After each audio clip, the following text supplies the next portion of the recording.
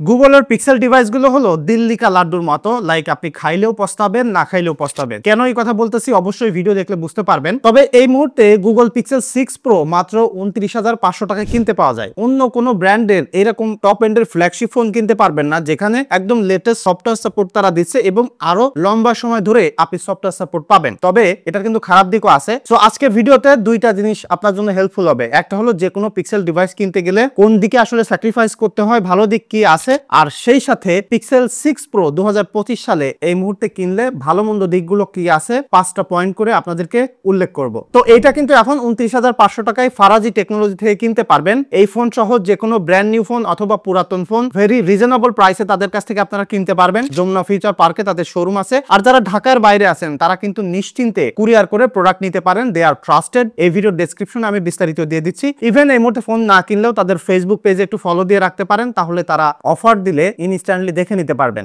So as always আপনাদের সাথে আছি আমি শেখ মাসুদ রানা, আর আপনারা দেখছেন পিক্সেল 6 প্রোর ভালো মন্দ দিকগুলো নিয়ে একটা বাইং গাইড 2025 সালে। সো এটা ভালো দিক নিয়ে কথা বলতে গেলে একদম প্রথম পয়েন্টে যেটা উঠে আসে সেটা হলো এটার ক্যামেরা। আপনারা সবাই কম বেশি জানেন পিক্সেলের ফোনগুলো ক্যামেরার জন্য বেস্ট হয়ে থাকে। এভরি সিঙ্গেল ইয়ার যখন ক্যামেরা টেস্ট হয় তখন পিক্সেলের ক্যামেরা আসলে উইন করে। তবে হ্যাঁ, এটার কিন্তু ড্রব্যাক কিছু আছে যেগুলো আমি খারাপ দিকগুলোর মধ্যে মেনশন করব। তবে পিক্সেল 6 প্রোর কথা যদি বলি, এখানে প্রপার ক্যামেরা সেটআপ আছে, বিশেষ করে পেরিস্কোপ টেলিফটো লেন্স আছে, মেইন সেন্সর আছে, আলট্রা ওয়াইড সেন্সর আছে, এক্সিলেন্ট কোয়ালিটির ডায়নামিক রেঞ্জ এবং ডিটেইল ক্যাপচার করতে পারে এই ফোনটা, হোক সেটা লো লাইট অথবা একদম contrasty light. So normally photography করতে গেলে এই ফোনটা এখন আপনাকে এই বাজেট সেগমেন্ট হিসেবে একটা বেস্ট ক্যামেরার এক্সপিরিয়েন্স দিচ্ছে ফর শিওর। সে আপনি আলট্রা ওয়াইড থেকে একদম টেলিফটো জুম লেন্স করে ভিডিও করেন, এটা সর্বোচ্চ কিন্তু 20x পর্যন্ত আপনাকে জুম করে ছবি তোলার ক্যাপাবিলিটি দিচ্ছে, এবং যেখানে আমি দেখছি অ্যারাউন্ড 10x পর্যন্ত গ্রেট ডিটেইল প্রিজার্ভ করে। বাজেট সেগমেন্টে এটা কিং অফ ক্যামেরা বলতে পারেন অ্যাজ পার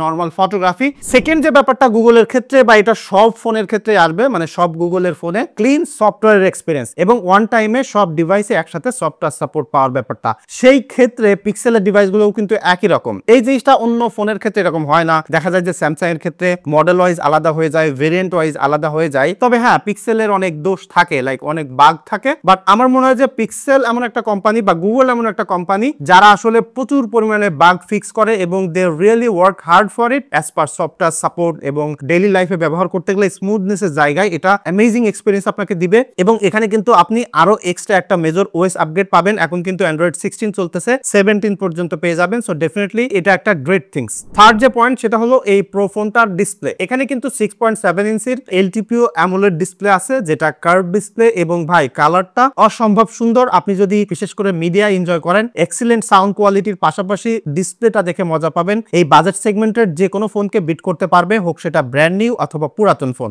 এবং চতুর্থ যে পয়েন্ট আছে সেটা হলো এইটার গ্রেট বিল্ড কোয়ালিটি। এই ফোনটার কিন্তু সামনে পিছনে গরিলা গ্লাস ভিক্টাস ব্যবহার করা হয়েছে এবং ফ্রেমটা অ্যালুমিনিয়ামের ব্যবহার করা হয়েছে।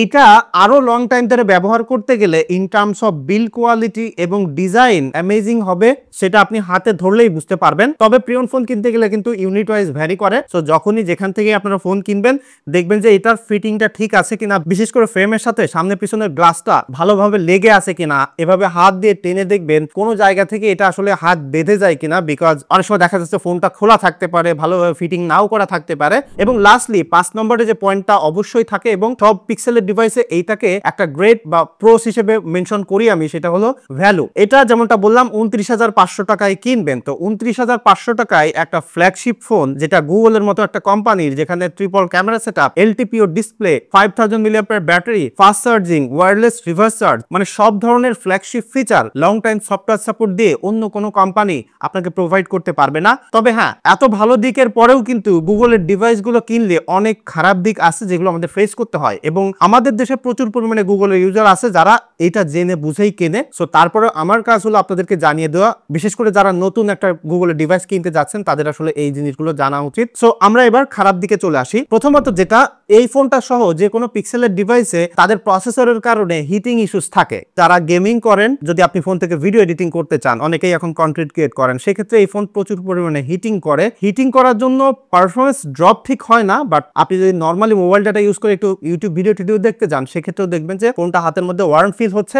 সেকেন্ড যেটা খুবই ভয়ঙ্কর একটা ব্যাপার, এটা সবার কাছে ডিল ব্রেকার হয় না, আবার অনেকের কাছে হয়। ইভেন অনেকে এটা ফেস করে, আবার অনেকে করে না, এবং এটা একটা টেস্টও আমি ভেরি সুন আনতে যাচ্ছি। নেটওয়ার্কের ইস্যু ইস্যুস যেটা আপনি এই ফোনটা দিয়ে ব্যবহার করেন, হোক সেটা গ্রামে বা শহরে, যে কোনো সময় যে কোনো সিম হইতে পারে। বিশেষ করে এই জিনিসটা আমি দেখছি যে ডুয়াল সিম ব্যবহার করলে হয়, যে কোনো একটা সিমে হয়তো নেট হঠাৎ করে আসছে চলে যাচ্ছে, কেউ আপনাকে কল দিচ্ছে, আপনার ফোন বন্ধ দেখাচ্ছে, আপনি হঠাৎ করে কাউকে কল দিতে যাচ্ছেন, ইমার্জেন্সি দেখাচ্ছে আপনার ফোনে। তবে এই জিনিসটা আমি দেখছি যে লাস্ট পিক্সেল 6 এর ভিডিও করলাম, অনেকে বলতেছে ভাই আমি কখনো এটা ফেস করিনি, আবার অনেকে করতেছে। আর অনেকে যারা ব্যবহার করতেছেন এরকম প্রবলেম ফেস করতেছেন, সেক্ষেত্রে আপনারা একটা সিম ব্যবহার করে দেখতে পারেন, হয়তো বা খানিকটা প্রবলেম সলভ হইতে পারে। থার্ড যে পয়েন্ট, সেটা অনেকের কাছেই এখন ম্যাটার করতে পারে, বিশেষ করে যারা একটা ফোন কেনে টেলিফটো লেন্স দিয়ে পোর্ট্রেট ছবি তুলতে চায়। কারণ এখন আমরা ফটোগ্রাফি করলে সবাই কিন্তু পোর্ট্রেট ফটোগ্রাফি করতে চায়। তো গুগল তাদের একদম হাই এন্ডের ফোন, একদম লেটেস্ট ফোনগুলোতেও এখনো টেলিফটো লেন্স ব্যবহার করে পোর্ট্রেট তোলার ক্যাপাবিলিটি দেয় না। ইভেন তাদের কোনো ট্রু ডেপথ ম্যাপিং সেন্সর নাই। তো এটা দিয়ে পোর্ট্রেট যখন আপনি তুলতেছেন, মেইন সেন্সর ব্যবহার করে সেটা সফটওয়্যার প্রসেসিং এর মাধ্যমে ব্যাকগ্রাউন্ডটাকে ব্লার করতেছে। ইভেন এটা দিয়ে অনেকে চালাকি করে 5x এ টেলিফটো লেন্স নরমালি ছবি তুলে সেটাকে ফটোস অ্যাপ দিয়ে ব্লার করে ডিএসএলআর ভাইব নিয়ে চলে আসে। সেটা হয়, অনেকেই করে, যেটা এডিট করে একটু ভালোভাবে মানুষ করা যায়। বাট বাই ডিফল্ট ছবি তোলার যে ব্যাপারটা, লাইক 30,000 টাকা বাজেটে এখন একটা ব্র্যান্ড নিউ ফোন কিনলেও সেখানে ডেডিকেটেড টেলিফটো লেন্স পাওয়া যায়, যেটা দিয়ে পোর্ট্রেট তোলা যায়। এবং এখানে সিনেম্যাটিক মোডের ভিডিও পাবেন না। যদিও এইটা যখন রিলিজ হয়েছিল সেই সময় মোস্ট অফ দা ফ্ল্যাগশিপ ফোনগুলোতে সিনেম্যাটিক মোডের ভিডিও ছিল, বাট এই ফোনটাতে সেই ফিচারটা স্টিল মিসিং। ফোর্থ একটা জিনিস, আপনি এই ফোনটা লং টাইম ধরে ব্যবহার করতে গেলে প্যারা খাবেন, সেটা হলো এটা যে ফিঙ্গারপ্রিন্ট আছে সেটা অপটিক্যাল সেন্সর, সেটা অ্যাকুরেটলি কাজ করে বাট একটু স্লোয়ার। আবার যে সেলফি ক্যামেরা কাট আউট আছে সেটা ফোনের সাইজ হিসেবে খানিকটা বিগার লাগে। তবে প্রবলেমটা ওইখানে না, প্রবলেমটা যেটা হচ্ছে ডেইলি লাইফে যখন আপনি এই ফোনটা ব্যবহার করবেন, হোয়াটসঅ্যাপ মেসেঞ্জারে কথা বলবেন, ভিডিও কলিং এর এক্সপিরিয়েন্সটা অত ভালো না। বিশেষ করে সেলফি ক্যামেরা দিয়ে ছবি তুলতে গেলে ভালো, বাট যখন আপনার অপোজিটের মানুষ আপনার সাথে কথা বলতেছে, আপনাকে দেখে বলবে যে ভাই তুমি কি ফোন ব্যবহার করতেছো, বিকজ তোমাকে দেখতে অতটা ভালো লাগতেছে না। পরবর্তী একটা মেজর কনসার্নের ব্যাপার যেটা, সেটা হচ্ছে ডিসপ্লের ইস্যুস। পিক্সেলের ফোনগুলো আমি লং টাইম ধরে বলছি যে ডিসপ্লের ইস্যুস নাই, দেখা যায় না। তবে হ্যাঁ, দুইটা মডেলে ইস্যুস আছে বা রেড অ্যালার্ট দিতে হচ্ছে এখন। তার মধ্যে একটা হলো পিক্সেল 8, এই ফোনটাতে ডিসপ্লের ইস্যুস আছে, গোপনে গোপনে হচ্ছে, অনেকে বলে না। তবে পিক্সেল 6 প্রোতে আমি এখনো দেখিনি, আমার পরিচিত কাউকে পাইনি, তবে অনেকেই বলতেছে। সো এই প্রবলেমটা আছে, এটা আমার দায়িত্ব ছিল আপনাদেরকে জানিয়ে দেওয়া, তাই জানিয়ে দিলাম। সো একটু কনসার্নে রাখতেই হবে।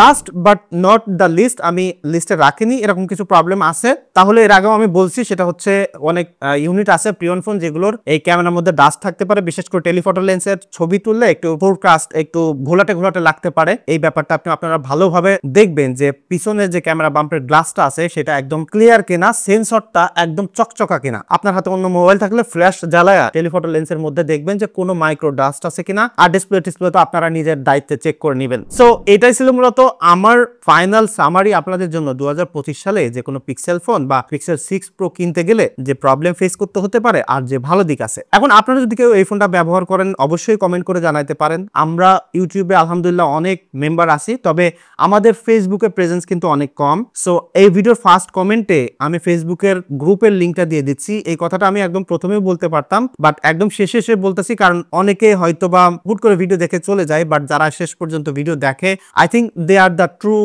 ভিউয়ার, যাদের জন্য আসলে এই চ্যানেলটা কন্টিনিউয়াসলি গ্রো হচ্ছে। সো আপনারা ওই ফেসবুক গ্রুপে একটু কাইন্ডলি জয়েন হয়ে যাবেন এবং ওখানে আপনাদের টেক সংক্রান্ত বিভিন্ন ধরনের পোস্ট করবেন এবং মাথা খাটিয়ে, না নট নেসেসারি যে হুট করে কিছু একটা মনে চাইলে লিখে ফেলবেন। যাদের পোস্টে সব থেকে বেশি এঙ্গেজমেন্ট থাকবে বা যাদের কন্ট্রিবিউশন থাকবে তাদের জন্য একটা করে গিফট থাকবে। That could be anything tech related product. অবশ্যই দেখা হচ্ছে পরবর্তী ভিডিওতে। ধন্যবাদ সবাইকে।